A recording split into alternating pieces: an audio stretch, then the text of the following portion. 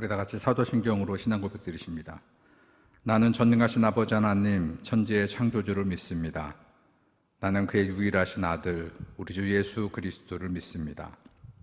그는 성령으로 잉태되어 동정녀 마리아에게서 나시고 본디오 빌라도에게 고난을 받아 십자가에 못 박혀 죽으시고 장사된 지 사흘 만에 죽은 자 가운데 다시 살아나셨으며 하늘에 오르시어 전능하신 아버지 하나님 우편에 앉아 계시다가 거기로부터 살아있는 자와 죽은 자를 심판하러 오십니다.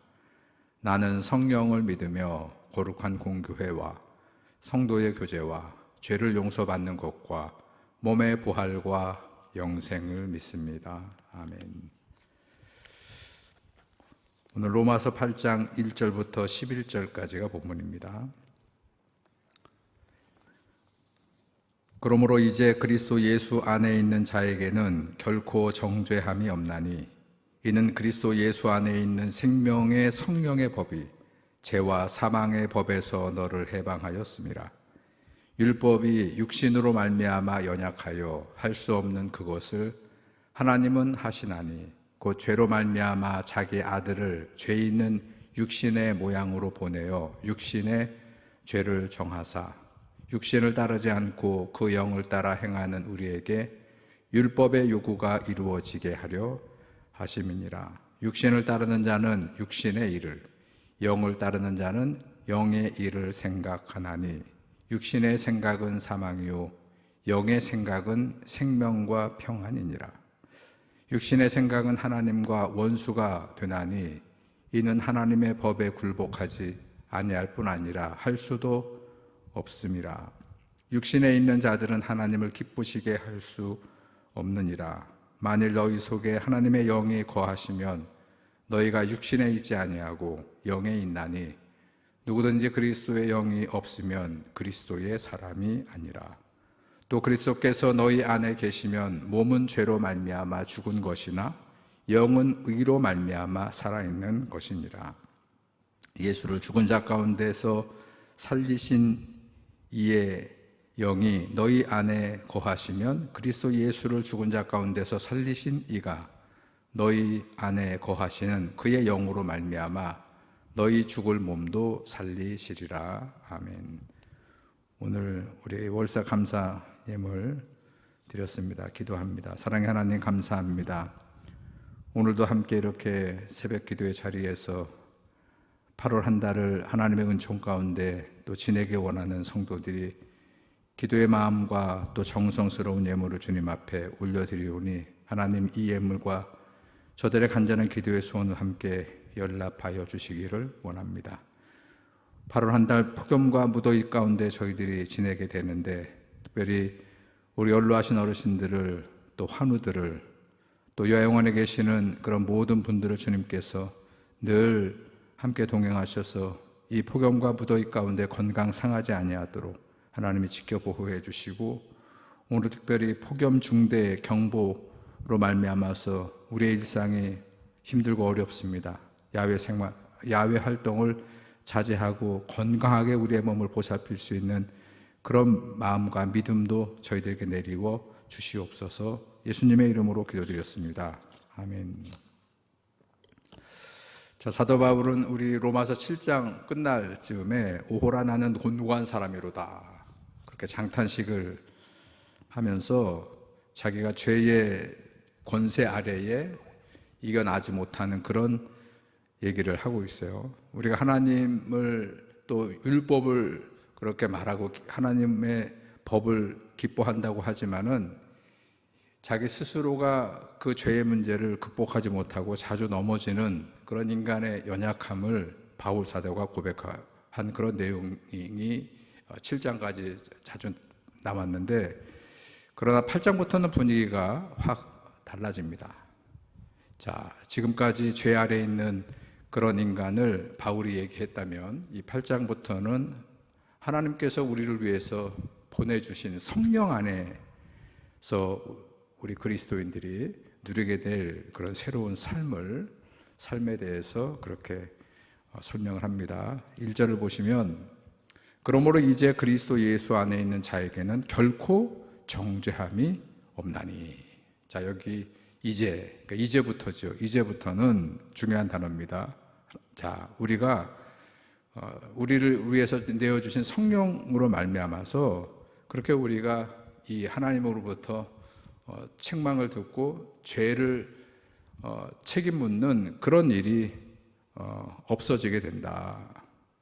자, 그게 어떻게 가능하느냐 그랬더니 그 이유를 자, 바울은 2절에서 이렇게 이야기합니다. 이는 그리스도 예수 안에 있는 생명의 성령의 법이 죄와 사망의 법에서 너를 해방하였기 때문에 가능하다.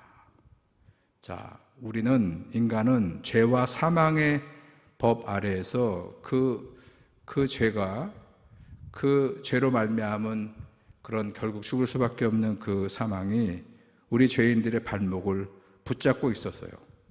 그걸 우리가 아무리 몸부림을 치고 아무리 그거를 극복하려고 하더라도 우리 인간의 원죄가 들어온 이후로는 그거를 우리가 극복할 수 없었습니다. 그런데 하나님이 그런 우리를 아시고 예수 그리스도를 통해서 성령을 약속하셨고 그 성령이 우리에게 와서 그게 생명의 법이 되어서 그 성령은 우리를 돕고 그게 생명의 법이 되어서 그 성령은 또 능력을 가지고 있어서 그걸로 우리를 그 죄로부터 그렇게 구원하는 하나님의 은총이 되었다. 그래서 이 안에 있을 때 죄가 우리를 넘어뜨리지 못한다.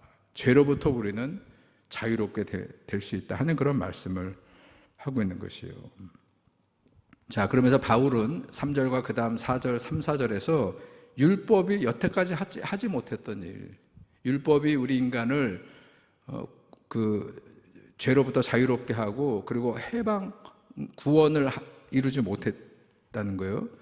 자, 왜냐하면 율법의 의미를 바울은 인간의 죄를 드러낼 수 있지만 율법이 우리 인간들의 죄를 없애주지는 못하는 거잖아요. 자, 그래서 하나님께서는 당신의 아들을 예수 그리스도를 우리에게 내어주셔서 우리를 대신해서 우리의 모든 죄를 그렇게 십자가에 다 지워주시고 그리고 그 그리스도 예수의 십자가 은혜 안에서 그 예수님을 따르고 믿는 모든 사람들을 다시 그 죄로부터 구원해 주신다는 것이 바울의 구원론이라는 거예요. 자, 그래서 이렇게 구원받은 그렇게 성령을 우리 안에 가지고 있는 우리들이 어떻게 살아야 되느냐. 그래서 그 삶을 얘기하죠. 우리가 구원받고 그리고 우리 성령 안에 있는 우리 그리스도인들, 우리 성도들은 그리스도 안에서 새롭게 거듭났고 그 거듭났다고 하는 것이 뭐냐? 그거는 우리가 앞으로 어떤 삶을 살아가 되느냐. 자, 그 말씀으로 이어집니다. 그래서 5절 이하에서 두 가지를 비교하는데 육에 따라 사는 사람의 삶과 성령을 따라 사는 사람의 삶을 대조해서 말씀을 하고 있어요. 근데 여기서 우리가 경계해야 될 게 뭐냐면 바울이 말씀하는 이 육과 영, 이원론이잖아요. 인간의 육의 모습과 성령에 사로잡힌 영의 모습이 있는데 이게 인간의 본성적으로 그렇게 두 가지가 있다. 그 의미를 얘기하는 게 아니고 바울은 삶의 방식을 얘기하는 것입니다. 성령을 받은 그리스도인들은 그의 모든 생각과 모든 말과 삶에 선택을 해야 된다는 것이요. 어떤 선택을 하느냐? 우리 의지대로 하는 것이 아니고 그게 육을 따라 사는 삶이에요. 자기 자신을 위해서 어떤 판단을 하고 결정을 하고 그 길을 따라가는 삶, 그게 육신을 따라 살아가는 삶인데 그것은 끊임없이 하나님을 반역하고 그리고 끊임없이 자기를 위해서 우상을 섬기는 그런 길이 된다는 것이에요. 왜? 그 모든 관심은 자기 자신이기 때문에 자기 자신의 영광을 위해서 그렇게 살아가면 그게 육을 따라가는 삶이고 그게 곧 우상을 따라 살아가는 그런 삶이 될 것이기 때문에 그러면 우상을 따라가는 삶 자체가 하나님과 관계가 끊기고 하나님 앞에 우리가 죄를 짓고 반역하는 삶을 살아가는 것이기 때문에 자기 중심적인 삶의 선택을 내려놓고 자, 영을 따라가는 삶을 선택해야 된다. 왜 그래야 되느냐 그랬더니 8절 보시면 그 육의 선택을 하며 사는 사람들 하나님을 기쁘시게 하지 못하기 때문에 그렇다. 자, 그렇다면 영을 따라가는 삶은 어떤 삶이냐? 자, 그 선택은 그러니까 하나님이 우리를 위해서 당신의 아들을 내어주셔서 우리를 구원해 주신 그 하나님의 그 사랑을 우리가 알고, 그리고 우리가 하나님의 종노릇하는 그 백성으로 삶을 살아가는 것이 되어야 한다라고 그렇게 바울은 말씀하고 있어요. 여러분 10절과 11절을 보시면 10절 또 그리스도께서 너희 안에 계시면 성령이 우리 안에 내주하는 거죠. 우리를 주관하는 겁니다. 그러면 몸은 죄로 말미암아 죽은 것이지만 영은 의로 말미암아 살아있는 것이니라. 11절 예수를 죽은 자 가운데서 살리신 이의 영이, 예수를 죽은 자 가운데 살리신 분은 하나님이잖아요. 그 하나님의 영이 너희 안에 거하시면 그리스도 예수를 죽은 자 가운데 살리신 이가, 즉 하나님이 너희 안에 거하신 그의 영으로 말미암아 너희의 죽을 몸도 예수님을 죽은 자 가운데 일으키셨던 것처럼 그렇게 우리가 하나님의 능력으로 거듭나는 그런 성도의 삶을 살아갈 수 있다는 것이요. 예수 그리스도를 죽은 자 가운데 살리신 하나님의 영이 이미 우리 안에 계시다고 바울 사도는 얘기합니다. 개인적인 것보다는 공동체예요, 공동체. 우리 로마 교회라고 하는 공동체 안에 하나님의 영이 그 안에 계시다는 것이요. 그렇기 때문에 성도들의 삶은 자기 자신의 어떤 판단과 자기 자신의 능력과 자기 자신의 힘으로 그렇게 살아가는 삶, 이게 육적인 삶을 지향하고 내 안에, 우리 안에 있는 성령께서 당신의 능력으로 우리를 인도해 주시고 판단하게 하시고 선택하게 하시고 그 삶을 살아가게 하는 그 선택, 성령의 능력을 따라 살아가는 그런 삶을 살아가는 사람들이 그 크리스찬들이다.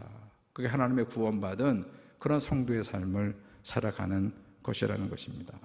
오늘도 성령께서 나와 함께 계심을 믿음으로 우리의 작은 그런 유익, 작은 욕심에 그렇게 우리가 생각하고 판단하는 일을 지향하고 타협하지 말고 하나님의 의를 드러내는 그런 선한 그런 삶을 살아갈 수 있도록 오늘 이 기도의 자리에서도 성령께 구하시고 성령의 중보가 항상 우리와 나와 함께 하기를 기도하는 그런 저와 여러분들이 되기를 주님의 이름으로 축원합니다.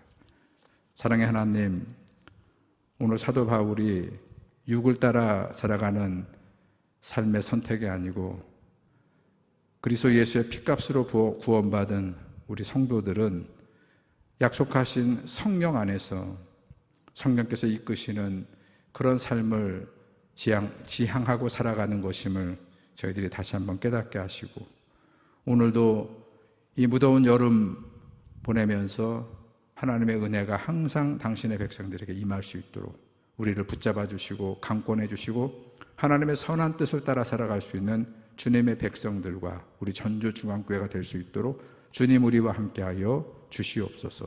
예수님의 이름으로 기도드렸습니다. 아멘.